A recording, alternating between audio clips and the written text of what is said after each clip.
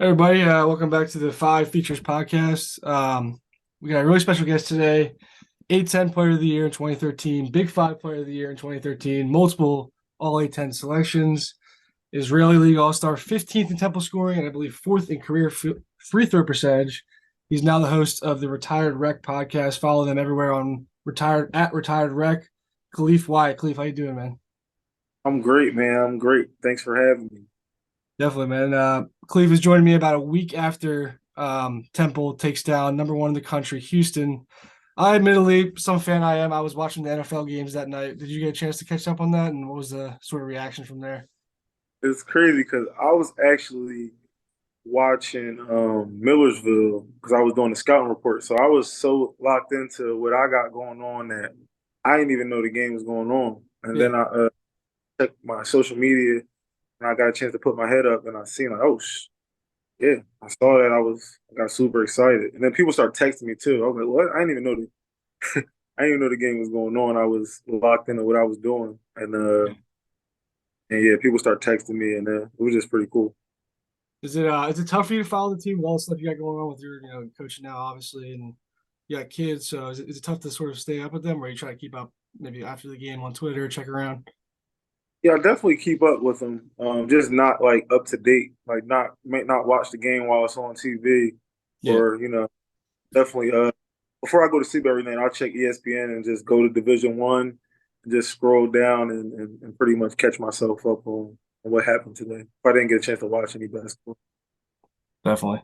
So you're in the podcast game now. What was sort of the inspiration for that? And how did that idea come to you? So this past summer was my first summer, not being a professional basketball player. And I actually told the story on my podcast about how, I was just on the couch. I was getting my real couch potato vibes, retirement, just at the crib chilling. And one of my friends, he got on me. He was like, man, like, just because you retired don't mean you can't, be active still and like come play with us and come play pickup. And, he actually inspired me to come play in our local pro-am, which is the Brotherly Love pro-am. Yeah. Uh, so I ended up getting a team in there and then playing. And then, my motto just for the summer was retire rec. I just wanted people to know that I was kind of trying to separate playing Khalif, who works on his game every day and is super dedicated to being a professional basketball player. I was trying Yeah. to separate him, you know, old man YMCA game, gets off his couch and plays. So my motto was retire rec, and from there I just was, I was consistent with it on my platform, and from there I just, you know, thought really to help myself, which is just, create a platform, talk to retired athletes, and learn a lot about, what retirement is and what guys go through when retirement comes. So it was just something really for me to educate myself and just, just learn. Yeah. Yeah. I want to get back to the podcast, but real quick, something you just said about sort of, the YMCA vibes. I know like a lot of people talk about this a lot of times with golfers, they play golf for a professional and, they play golf in their free time. What is it for you as a guy who's played at such a high level and it's a literal profession for you? Do you still have that? Do you still love just like getting out and hooping and just like playing with the guys, or did you lose any of that feeling? Did you maybe have a little bit less of a love for just like playing around? Right. Well, first thing with me is I dealt with injuries in my pro career. So that was one thing that was kind of like scaring me away from like just playing for fun. Uh, Yeah. really got over that. And I'm like, you know what? You can get hurt walking up the steps. You can get hurt, doing anything. So once I got over that, I definitely, post career, I definitely enjoy still getting up and down, playing competitively. And just like, I love it for cardio, but I also love it for, the mental part of it, where I'm trying to really just beat my opponent. Yeah. Yeah. So back to the podcast. So I started this show about a few months ago. I want to hear your perspective on the process. Whereas when I thought it was gonna be a lot easier than it was. Basically, I thought it was gonna be just go, you just record, and then you post it. But there's obviously some. I saw your studio there. You got some mics set up. You got the editing part, the social part. Twitter, Instagram, all that stuff. So did it kind of take you by surprise too of how much work actually goes into a good product? It's definitely work. The part that's tough for me too is that it's almost like a musician. Like you got to be inspired. Well, for me, I can speak for myself. I got to be inspired to actually hook up all that stuff and talk about whatever I want to talk about and or interview a guest. Like I got to be inspired to do it. If I'm not feeling it at the moment, then it's hard for me to like force myself to do something like that. Yeah. So just making sure I keep that fire lit as far as like wanting to learn more about my space. Um, and then I don't know if you've seen like I had a my Yeah, I dog was like gonna ask you that. Yeah, can you please tell that story? I was getting there. I had like 4 or 5 episodes recorded and Oh, like ready to go, and my dog chewed my memory card up and I lost. So that was like deflating for me, and I was oh, like almost done with. I was almost out the podcast game before I even really got started. oh man. And that But was hours, hours and hours of recording. yes, great content, like great guests, like moments that'll never be, they'll never, they're gone forever. That's Besides, yeah, that's so that's yeah, crazy. that was tough. And that's something, it's great. We're seeing a lot more people who play the game actually get their insight into the space, and I love seeing that. So the new media, as they call it. But I want to sort of get back to your career. Figure we start with Norristown, and an area that I know a good bit about is that Norristown. People always have a lot of pride in Norristown. I feel like it's a place where they want to be the best. They want to compete with the city. Great athletes there, and a great basketball program. A lot of great players come from Norristown. But another thing I know about Norristown is that a lot of those guys end up going to some Philly Catholic league schools or maybe private league schools. Did you have like sort of a free recruiting before college, like high school recruiting process when you were in middle school, and what was that like? Yeah, so even dating back to when I was in high school, the trend was for the best players in Norristown to go play in the Catholic League. Um, Whether that was like Jamal Wilson, who's from Norristown and went to go play for Newman Goretti. Yep. And then I actually had a Catholic school in Norristown. I was in the Catholic League called Kennedy Kenrick. They were always at the bottom of the Catholic League, but Yeah. most of our best players from Norristown were going to Kennedy Kenrick. Um, so yeah, actually my freshman year I did go to North Catholic. I went to North Catholic with Mike McCarron was the head coach there. And I was commuting every day from Norristown to North Catholic, which was a experience in itself. I did that for my whole freshman year, and then I just was like, that travel was too much, it was too taxing. And it's funny because next year, like my sophomore year, that North Catholic team ended up winning the Catholic League. It's Yeah, crazy. And then sort of at what point in Norristown, first of all, did you so you went back to Norristown what sophomore year you said? Where you went yeah. to So Norristown at sophomore year from? I didn't finish that freshman year at North Catholic. After the basketball season, around like March, April, I was like, I'm not gonna keep coming out here Yeah. every day. And then yeah, and then at that point, what year would you say that you started getting some college attention? I didn't start getting college attention until 11th grade. Um, You on we were on, the circuit as well, the AAU circuit, or yeah, so AU ninth grade, 10th grade, I was playing with a guy named Rodney Westcott. And it was called Philly Soul. And we had a lot of like I was like the ninth best player on my team. Like we had guys like Greg Robbins, Dalton Pepper played with us for a few tournaments, Nordine Lindsay, um, a lot of highly touted guys in the area, and I was almost like an afterthought in that team. But I used to play and come in and do what I do, but I just wasn't really highly regarded until like my midway through my 11th grade year. My high school season got off to a good start. We started off like we actually went undefeated in the regular season, 24-0. We went undefeated all the way into the district championship where we lost to Chester. So as all that was going on, I started to get some college interest. Um, and then yeah, so my high school team was really good my junior year, which got me some looks. okay, so you think it actually was more so the high school exposure than the AAU? Because I feel like a lot of times with these young guys, it's A lot of times it's that AAU circuit, except for Philly is a really great, obviously, league, and there's a lot of great teams around here. But you'd say it's more Norristown that got you that better exposure. So that was the start. That Yeah, was the actually led to my junior to that summer me playing with team final. yeah, So you it's nice. know the exposure I was getting throughout that year and how good my high school team was led me to opportunity to play for. Well, actually, one of my assistant coaches, Julius Mack at Norristown, was an assistant coach for team final, and he pretty much just brought me over, and I played that summer with team final on the Nike circuit. Guys like Deion Waiters, Lamar Patterson, guys like that who were all Power Five recruits. And yeah, that's how I really start getting real interest in offers and stuff like that. And talk me through that because team finals, everyone, a lot of guys who follow basketball in the city know that. Same with K-Lau, Elite, stuff like that. Are those tryouts, or do they say, we like this guy Khalif, we want to get him on the team, we know this guy, we got to get this guy signed up, and you're kind of in from that point? Or how's that work?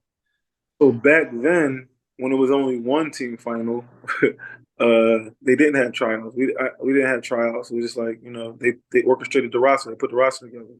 But now, they have team final red, they have team final black, they have a lot of other legs to their program.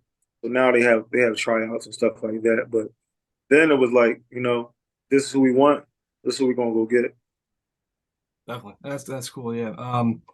When you when did you get sort of your first offer come in junior year? Yeah, after my that summer, well, after whenever that season's over, when March, whenever Yeah, my high school, my first scholarship offer was from University of Delaware, that's a nice uh, offer.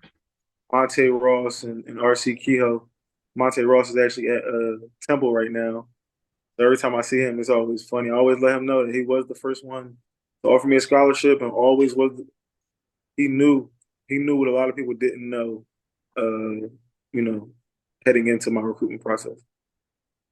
And then was it sort of a thing where one came and then whole bunch flew in, or Yeah, yeah, yeah. So I got Delaware, then I ended up picking up LaSalle, Siena, Niagara. Um, I probably had about before Temple. I probably had about 10, 11 legit scholarship offers. okay? And then when does Temple come into the mix, and what is that initial conversation like? What are they selling to you basically?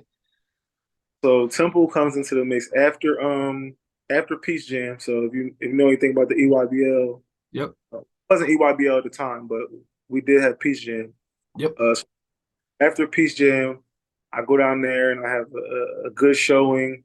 I came back and yeah, Coach who reached out, Coach Langle reached out, and they offered me a scholarship, and from there it was like Temple was like that was like I felt like at the time that was probably the biggest school that was recruiting me, or had the biggest name, the best brand Yeah. that was recruiting me, and I didn't wait long to accept. It was like they offered me. I know I went into the first day of school at high school, signed to Temple. So Wow. throughout that like August, I was like, you know what, I'm going to Temple. And that was it. And are you the man at school now that you're going to Temple? Yeah, yeah, yeah. So that was definitely a big deal. Definitely a big deal. Oh, Khalif committed to Temple. Um, but one of my quick selling points on Temple was Coach Dumph, and they brought me in the office and all that stuff on my visit. I didn't even go on an official visit. It was like an unofficial visit. Yeah. Brought me into like we were in like Leah Chorus and like the skybox, and they were talking to me, and I just remember them saying like, you know, we wanted Dalton Pepper, we wanted Lamar Patterson. He named like 20 players that they wanted before, and I was just sitting there like, wow, like, he's super honest. Like he was like, you know what, we're not guaranteeing you any minutes or anything like that, man. We believe in your talent, and we know that we believe that you can develop into a good player, but we're not promising you anything. So that was actually, today that would be a turnoff for a lot of kids, but for me, that was like, that truth was, what more do you want? That Yeah. you were the 12th. those guys sell you a fake dream a lot of times, and you end up there. And we're seeing this more and more now with this transfer portal. These guys are in there for a second and out the next day. So he was blunt, but he was honest, and everything obviously worked out. But he's a guy that people hold with such regard in this tradition, this Big Five tradition. Is it how weird is it to now to see him at LaSalle? Um, it's not that weird for me. Just I mean, he was at Penn before he was at Temple, Yep. so good to see him still in the Big Five and still helping kids and helping the game of basketball. Really. Yeah. Yeah, he's a LaSalle's been having some struggles recently, but he's obviously one of the guys that people look at as some of the leading figures in the Big Five tradition. But back to sort of your Temple career. So you get to Temple your freshman year, and they have a pretty good team assembled there. Um, I think I saw that you averaged about. I think you sort of you didn't have a lot of minutes freshman year. Obviously, like you almost mentioned that you sort of predicted. You took a really big jump from freshman year to sophomore year, uh, and you started. I think you won the A10 six man of the year your sophomore year, and started getting a lot more points, rebounds, assists. What was it that sort of clicked that freshman year, or was it just that the guys built before you were just studs? And was it a mixture of both, or what clicked for you as far as, oh man, I'm here now, I'm ready to play? Yeah, it was the key thing was for sure maturity. Just that year of college, and just you come in at 18 years old, you think you're better than you are, you think you know more than you do, and you're just really immature. I can speak for myself. I was really immature. I Yeah, didn't so know was how, I. like as a lot of 18-year-olds, I'm sure, are super short in college, and so yeah, I was immature, and I just didn't approach the game the way somebody who wants to be a great basketball player would approach the game. So I went through some lumps my freshman year, and I learned a lot. Um, and yeah, I applied those things, and I know I didn't want to experience that again for my sophomore year. So I got better in some areas. I grew up a little bit, and I was able to come back my sophomore year and contribute. Yeah, and I saw something, I read something about you. I'm not sure how accurate it is, or if you want to comment that. I think a quote from you was saying something to the extent that you and Fran maybe had butted heads a bit in that freshman year you had there, and then sort of your relationship grew from there. Is there any validity to that, or? Yeah, that's 100%. Yeah, Like I sure Coach Dunphy's he's trying to win games. He's not trying to babysit or like any of that stuff. Like he's focused on developing players and winning games. And so if you're not in that mindset, you're going to clash heads with him. And yeah, yeah, I was immature, and yeah, I learned I didn't play at all. Funny story about that freshman year is that the assistant coaches wanted to redshirt me, and Coach Dump was like, "We don't know if we want this guy for 4 years, let alone 5 years. No, we're not going to redshirt him. He's going to learn his lessons this year." And yeah, so they didn't redshirt me, and I ended up I only played in 5 games total my freshman year. Stepped on the court in 5 games. he had some tough love for you. Yeah, tough love and a little bit of luck. Definitely, yeah. And actually, I'm calling you right now from beautiful Westchester, Pennsylvania. You're obviously now the assistant coach over there. Did you obviously learned a lot from him as far as building character and sort of mentoring young guys who are coming in, younger guys who might have that similar ego, similar immaturity, maybe when they first step on the court?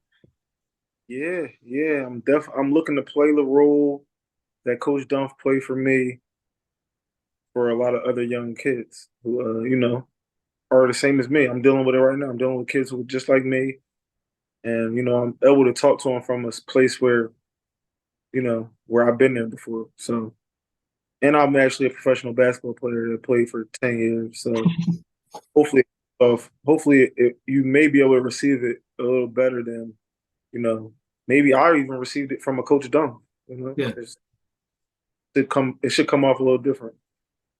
for sure. So at Temple, I don't know. I'm sure you appreciate sort of how rare this is that every year you are at Temple, you guys made the tournament. March Madness tournament, which is unheard of specifically for, Big Five schools, except for maybe Villanova in recent years. Did it ever get, was it exciting every time? Was it just as exciting every time? Was the first time the most exciting? Did it ever get a little bit less exciting when you get, you keep coming back and coming back? Well, it's cool that it was an expectation of us. So for my freshman year, we won the Atlantic 10 tournament and got in. But before I had got there, they had won the Atlantic 10 tournament like 3 years in a row or something like that. So they were already doing it. They were going, and then we just so it was like an expectation. Like it wasn't like a we never thought about missing the tournament. We almost thought it was like a given, honestly. Like, oh, we're going to play this season, we're going to win a couple games, and we're going to go play. So looking back, is clearly not as a given as it is. But yeah, that's how we looked at it. We never was like super pressed about making it to the tournament. We just felt like if we did what we were supposed to do, that we'd be playing in the tournament, and we played in the tournament every year. What are some sort of like behind the scenes like luxuries of that that trip? There's planes or great weight rooms and facilities, and where are you guys staying? Like a nice hotel and stuff. Yeah, well, we stay at nice hotels anyway. Yeah. If we're going to play St. Bonaventure, we still stay in a pretty nice hotel. Uh, so while I was there, we always fly charter. Like we never went to the airport. So flying private is pretty cool.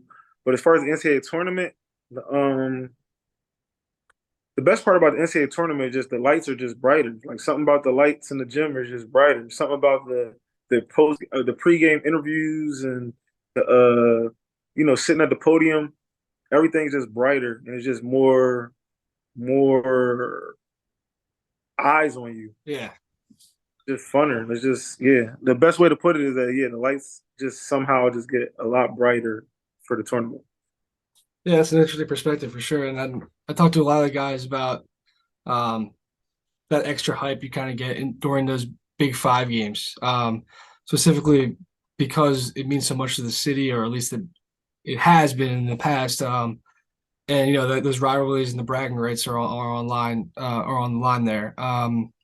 And then sort of what we've discussed is a lot of times about like those smaller, intimate stadiums where you might know a lot of the people in the stadium in the crowd watching you, and you might know your family's there, and you might be playing against kids that you played against when you were younger. So, do you share that same sentiment about sort of the special nature of those smaller, maybe Big Five arenas?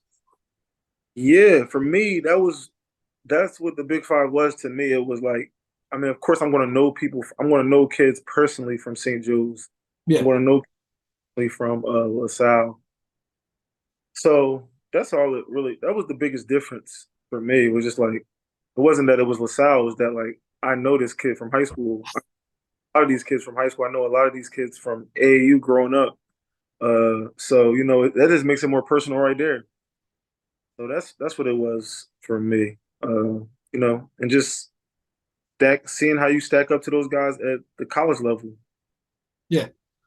What does it mean sort of to you as I'm looking at for guys, I'm looking at talking to friends saying who should I get for this podcast? I'm trying to talk to Big Five greats. I'm trying to talk to guys who are sort of legends in the city.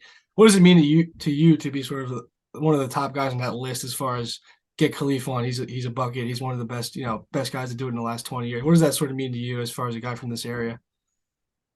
That means a lot to me. It means a lot to me.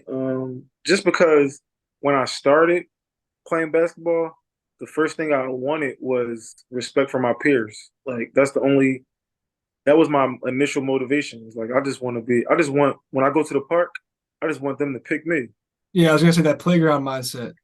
Yeah, I Yeah. just want them to pick me. I want them to think of me when they're picking their team. Or uh when I go to this gym and I leave, I want them to leave like, oh, that kid can play. Like my actual peers though, the 10-year-old kids, the 11-year-old kids, not the parents or anything like that. Like I wanted my to be like, oh, he can. I want to play with him. Oh, he's cool. Like he can. That was my initial, you know, inspiration to play basketball. So the fact that to fast forward to the end of my career and all my peers respect me and all my peers, just respect my basketball game and me as a person, that means a lot to me.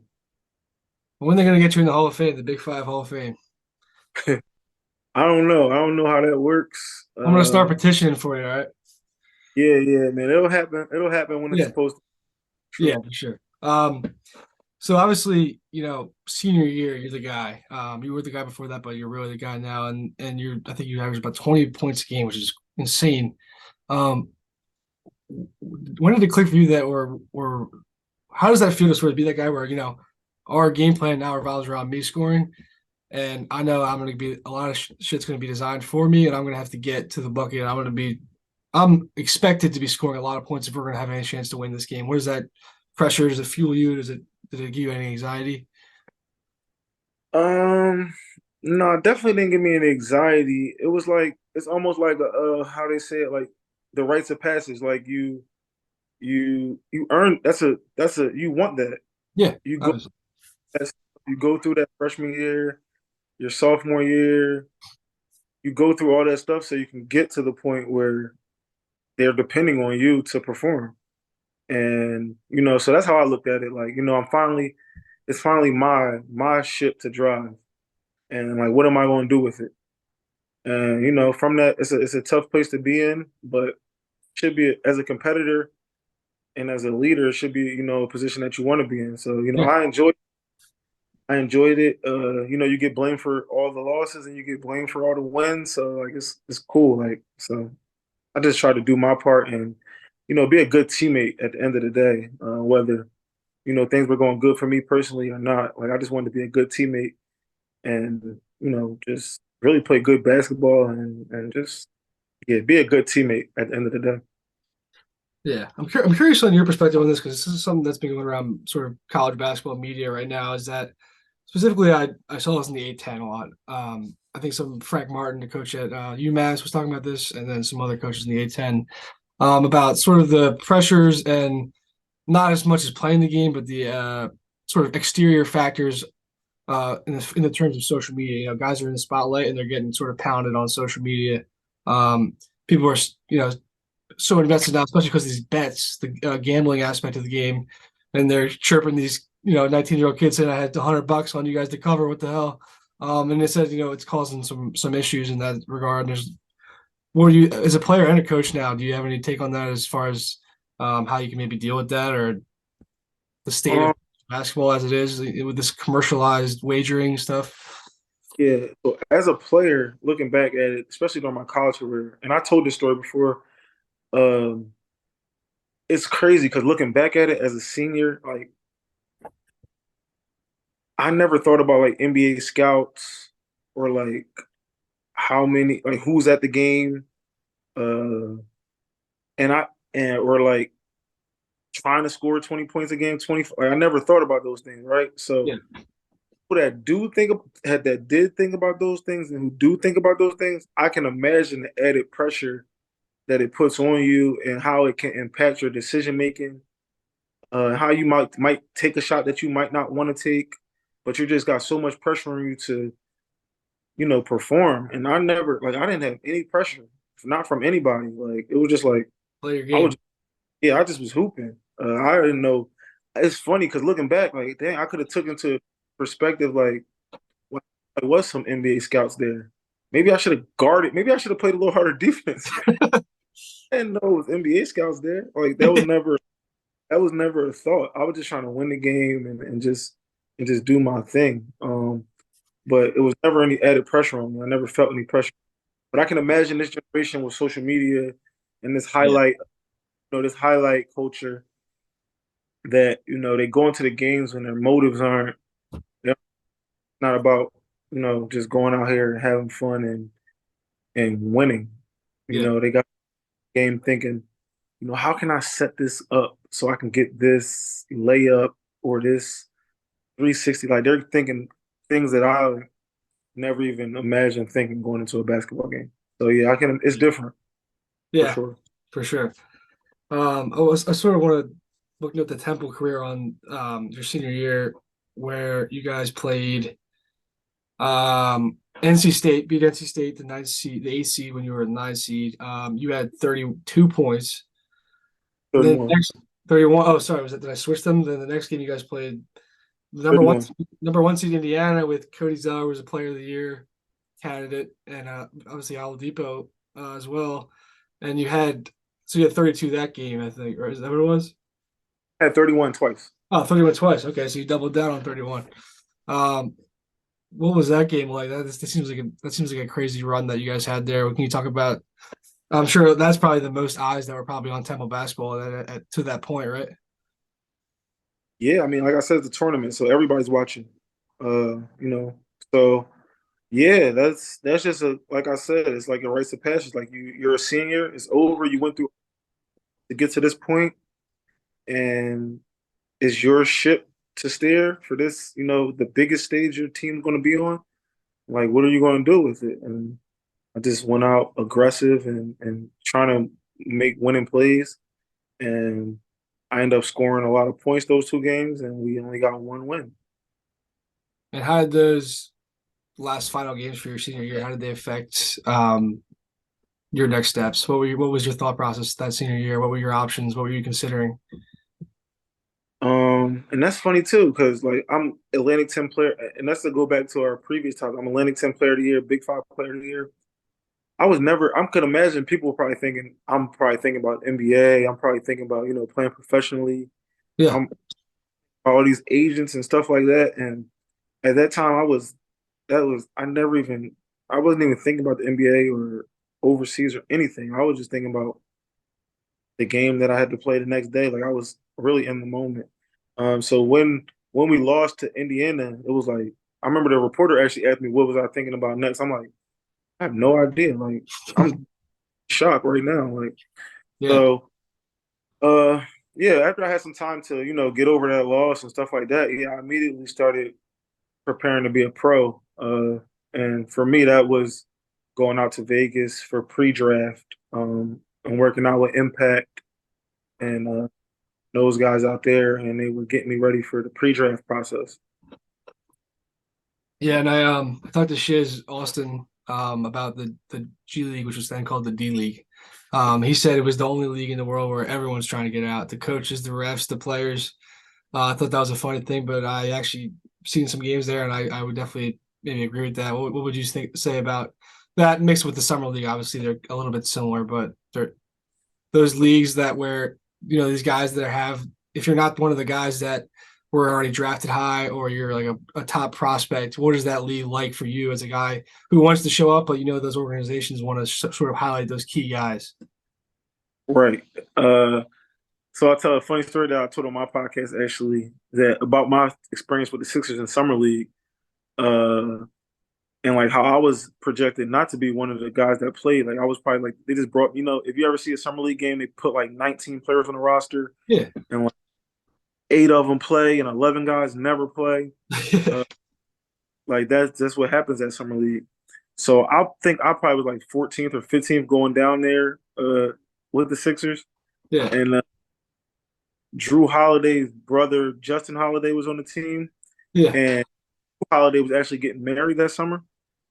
So he left. Like he was there for the first day, and then he left for Drew's wedding for like a week. So he was out of the picture, and then Travis Leslie was another guard that was ahead of me, I'm sure. Super athlete from Georgia. He first practice we have, he strains his groin or something like that, his hamstring or something like that. He's done for the whole summer. So next thing I end up being like 14th, 15th man on the roster to end up starting. Wow. Just guys were gone, and yeah, I took advantage of the opportunity, and I ended up leading the summer league in scoring. Oh, our team in scoring for our time, which ended up leading them to invite me to Sixers inviting me to training camp. But just to go back to your point, uh, yeah, just Crazy story. gotta get ready. Sorry, I didn't mean to interrupt you. I was just saying that was a crazy story. Yeah, stay ready, so you never got to get ready. That was Oh just yeah. being for opportunity. It was led to me living out my dream, which was to be an NBA player, which I got to experience for all of 2 months, maybe. And with It was, The Sixers too. I mean, I'm sure you were a fan of the Sixers before that, right? yeah, yeah, yeah, man. I got to check some stuff off my bucket list for sure, man. I had my name on the back of an NBA jersey, NBA court with an NBA jersey on. Uh, we ended up, you know how the NBA teams go to Europe in the Yeah. summer. The Sixers were going to Europe that summer, so I ended up getting a all expenses paid trip to where we Manchester United Oh, or nice. Manchester. I'm sorry, I'm thinking about freaking Soccer. soccer. We went to Manchester and we went to Bilbao, Spain. So I got to travel, and experience all that good stuff, man. Really live out my dream. For ever how short it was. It was Yeah. definitely a cool It's experience. feat that no one could ever take away from you. That you play in the NBA, man. And Yeah. that's one of the coolest things in the world. And I won't keep it too long here, but I'm just a few more questions about sort of your pro career, and then I'll let you go.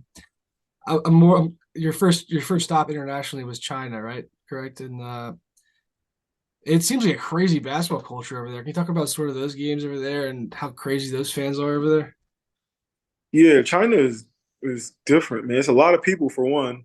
there? Basketball for two. Like they really love basketball. So Yeah. it's not people just come to the game and just like, chill out. Some countries you go to, like it's like like like they're watching it on TV. But there's like, they're on the court with you, everybody yelling and stuff like that. Um, but China was a good experience for me for my first time going overseas. It was definitely difficult, but it was a learning experience, and it definitely was good for financially and for exposure. Every really the top Americans they go to China. Yeah. The top Americans outside of the NBA, they'll usually land in China. Yeah. And I talked to a lot of guys who I started this sort of Big Five podcast, and it really turned out being most of the guys who I'm talking to did play in Europe or did play overseas. And they talk about sort of the differences of the game, which I don't know if you could touch on, but also sort of just obviously those initial couple months while you're there, transitioning to a new country by yourself, a whole bunch of downtime as far as you got to find some ways to keep yourself busy. So, how is your mental there, and how is your basketball game sort of, how are they connected? I guess your mental and how you're playing on the court. So as far as the game, I just want to touch on this real quick. The Yeah. game is a lot better. Not. Sorry, you cut out there for a second. I'm good now. Yeah. So the game. So I'm not when I'm speaking of the game. I'm talking about Europe. Talking Yeah. about Europe. The game is a lot more physical over there.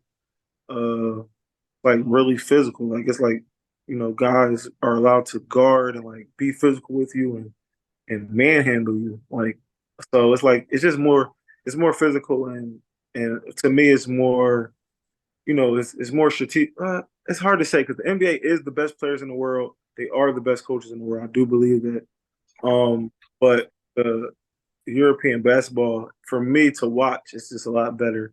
And Was you that know, Luka Doncic who said, these guys, they're obviously the better talent in the NBA, but that's more of a team game, and it's almost harder to score because they don't incentivize guys going off for 40 every night there. right? Yeah, it's more entertainment in NBA, whereas Yeah. over there, it's pride and it's people are playing for their country. They really care about their team, their clubs. Like it's deeper than just a paycheck, and of course it's professional, but it's deeper than just putting on a show for the crowd. It's really about playing for your club and for yourself. Yeah. But yeah, so yeah, over there, man, it was tough. It was tough just because you're away from your family. You miss everybody's birthday. You miss everybody's anniversary. You miss everything. For 10 months of the year, you're just gone. So it's tough. But for me, it was cool because I'm used to being alone.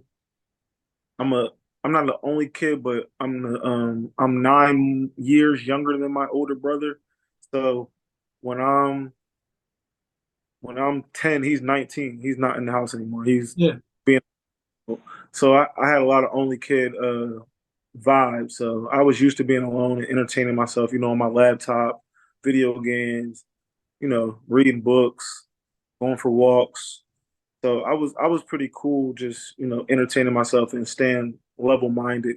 But it is hard, and it's hard the hardest part is on relationships. Like you're not around, so Yep. you know, Time zones.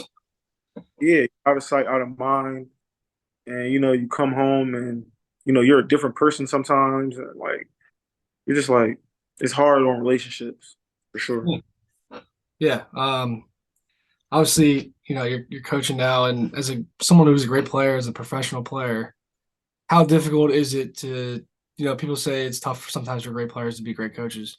How difficult is it for you to translate sort of what you know is right in your head as far as making the right moves and sort of the fundamentals of how you play to how difficult is that sort of transferring that knowledge to younger guys who are in the at Westchester with you? Well, not specifically anybody, obviously, but just generally.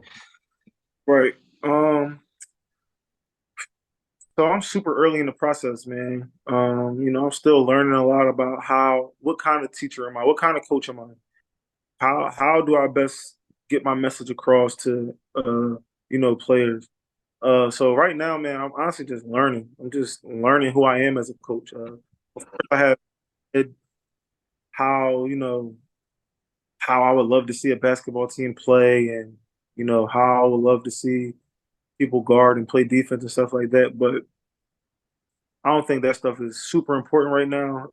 More is for What's more important to me right now is just learning and watching and becoming a coach, because it's not like you just stop playing and it's like a banker that goes and be a lawyer, and then the next day he just is a great lawyer. Yeah. Like that's just not how it works. Yeah. I'm just super humble in the approach of me just learning. I know, of course, that I know a lot of basketball, and I've seen a lot of basketball, and I've experienced a lot in the game of basketball. But I'm kind of taking that over to coaching with a grain of salt, because it's different. Sometimes it Yeah. doesn't. Everything doesn't translate. So Definitely. uh, more focused on just being a really good person and a mentor to these kids that I'm working with. Um, and I Yeah. think the rest. Definitely. Well, I wish you the best of luck going forward, and I really appreciate you coming on to talk. And it's great to have one of the legends of this sort of tradition and this community on the podcast. So I'm really appreciative, and wish you the best of luck. No doubt, man. Appreciate you. Thanks for having me. Yeah. Have a good one. All right, bro.